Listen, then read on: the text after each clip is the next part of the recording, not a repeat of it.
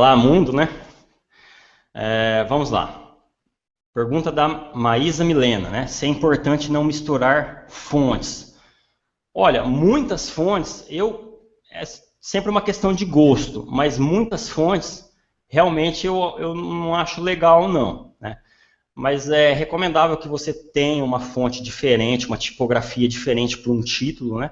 Como aquele caso de colocar uma borda mais fina, uma borda condensada, para dar uma maior visibilidade para o controle, para o que está a ser lido, né? Pergunta do Jário José. Gostaria de saber se quando o programa específico para a versão 4.0, meu app seguirá o padrão da interface como programada. Tá? Isso é uma pergunta muito legal. Então, quando a gente vai criar um aplicativo Android, a gente define ali em qual SDK a gente vai utilizar, né? Se a gente utilizar da versão 3, a 3 já praticamente não é utilizada, se a gente utilizar da versão 4 para frente, a gente já vai estar, nosso aplicativo já vai estar condizente com aquela interface OLO, tá? Só que você também pode compilar aquele mesmo aplicativo para versões anteriores, Android 2.3, por exemplo.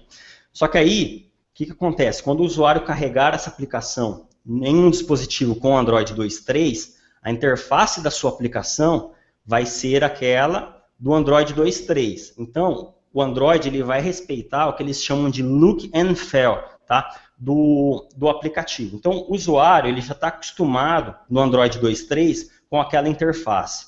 Então, se o seu aplicativo for executado no Android 2.3, ele vai ser carregado na interface que o usuário já está habituado.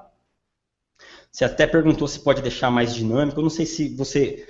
Tem uma biblioteca, ela é até muito polêmica, chamada OLO Everywhere, tá? Que ela permite que você faça o backport ou disponibilize sua aplicação utilizando a interface OLO em aplicativos 2.3 ou em versões do sistema operacional 2.3 ou 2.2, tá? Tem gente que usa, tem gente que fala que isso não é legal pelo motivo que eu citei agora há pouco, pelo fato de não respeitar o look and feel da versão do sistema operacional. Pergunta do Alberto Bravo, se os padrões visuais mostrados se aplicam a Androids antigos também como o 2.3. Como eu falei, o Android 2.1, 2.2, 2.3, as mudanças nas interfaces, elas foram mais sutis, né? Até falei que ela é uma interface que eu, pelo menos, acho feio, e que o Matias Duarte e a equipe dele fizeram um excelente trabalho quando criaram essa interface OLO, né? Então, esse padrão, pelo menos a documentação ali, ela cita muito a parte da interface OLO, né? Claro que alguma coisa ou outra você pode tirar proveito, né, para a sua aplicação que vai estar rodando no Android 2.3, mas ela foca muito, então tem muitos controles que só estão disponíveis a partir da versão 4.0, 3.0, por exemplo, como é o caso da Action Bar, né? No Android 2.3 a gente não tem uma Action Bar. Depois eles lançaram uma biblioteca de retrocompatibilidade, mas também não é uma biblioteca que tem todos os recursos que uma Action Bar tem, tá? Então, muita gente acaba utilizando uma biblioteca de terceiro, que é a Action Bar Sherlock, feita pelo Jake Wharton, que supre as necessidades aí. Alguma videoaula desenvolvendo algum app ou alguma estruturação de código, né? Aí a resposta não é minha, a resposta é do Yuri, tá? Sim, existe uma videoaula desenvolvendo uma calculadora disponível no site da MobGeek. Tá? Tenho mais uma pergunta que chegou aqui, que é a diferença entre PX, DP e SP nas dimensões dos controles, tá? Então, eu acabei citando PX, DP lá e acabei não explicando o que é, né? Então, até é uma boa oportunidade para a gente falar sobre isso. PX é a unidade física do seu dispositivo. Então, a sua tela tem, por exemplo, 1.200 pixels, 860 pixels. Então, aí você tem uma infinidade, tá?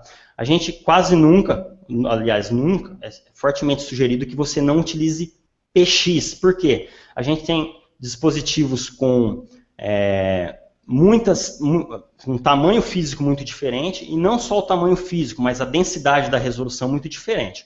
Então, a gente sempre, para trabalhar, com, por exemplo, com imagens, a gente acaba utilizando o DP, tá? Que ele faz mais ou menos uma regra de 3 aí. Então, um pixel vai corresponder a um DP quando você tiver numa resolução, numa densidade de 160 dpi. Se caso você tiver numa resolução muito alta, por exemplo, numa resolução de 320 dpi, então um pixel vai corresponder a 2 dps. É uma forma inteligente do framework fazer o escalamento das figuras, porque senão o que iria acontecer? Quando você trabalha com uma interface, uma tela com uma resolução maior, provavelmente a sua imagem seria exibida menor. Seria mais ou menos quando a gente vai no Windows e aumenta a resolução da tela, né? A gente está na mesma tela, só que os controles ficam menor. E o SP é praticamente igual ao DP, só que o seu uso é recomendado para fontes, tá? Então, para regular tamanho de fontes. Qual a diferença? Lá nas configurações do Android, a gente tem, o usuário ele pode colocar opções de tamanho de fonte. Então, às vezes, por exemplo, ele pode ter alguma deficiência visual ou uma necessidade de fazer a leitura em uma fonte maior. Então, ele seta, por exemplo, que ele quer uma fonte maior lá nas telas de configuração do Android, do sistema operacional dele. Quando a gente utiliza SP,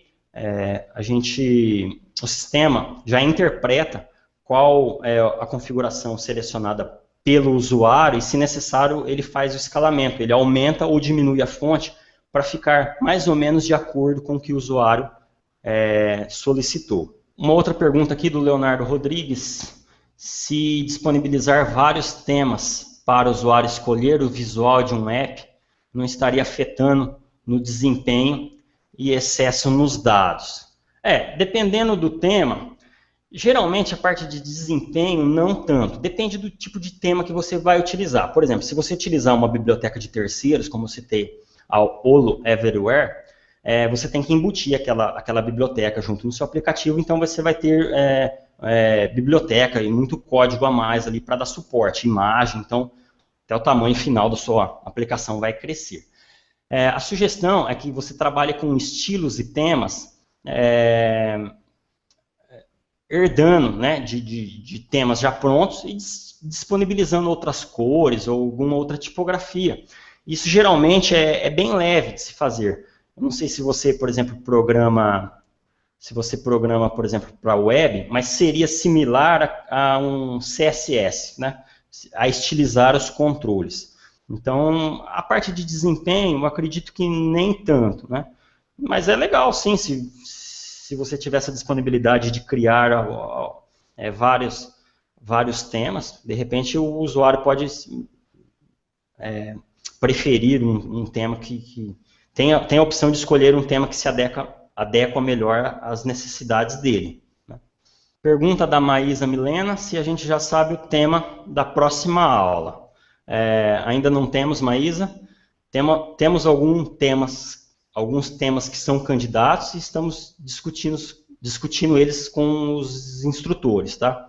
Então, aquela mesma recomendação, fique ligada na página da MobGeek, na página do Facebook também, que sempre quando tem aulas, geralmente a gente começa a divulgação 3 dias antes. Então, por exemplo, nesse bate-papo de hoje, a divulgação começou na segunda-feira, né, para dar tempo de quem quiser assistir, se organizar, e se caso tiver algum compromisso, você pode assistir futuramente, vai estar disponível também no YouTube na íntegra. Tá? Então, perguntando o meu Twitter, a Suelen Goulart, meu Twitter é @suemareverton, eu não sou um usuário de Twitter, tá? Eu tenho perfil lá, mas eu sugiro que, se for para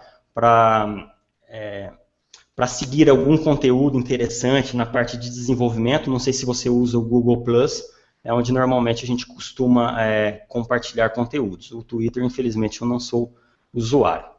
Bom, então eu acho que é isso. A gente já deu nosso tempo, né? A gente está finalizando. Se caso depois aparecer mais algumas perguntas, a gente vai tomar o cuidado de respondê-las lá no canal da Mob Geek no YouTube, tá ok? Então, espero que vocês tenham gostado e até a próxima, pessoal. Valeu!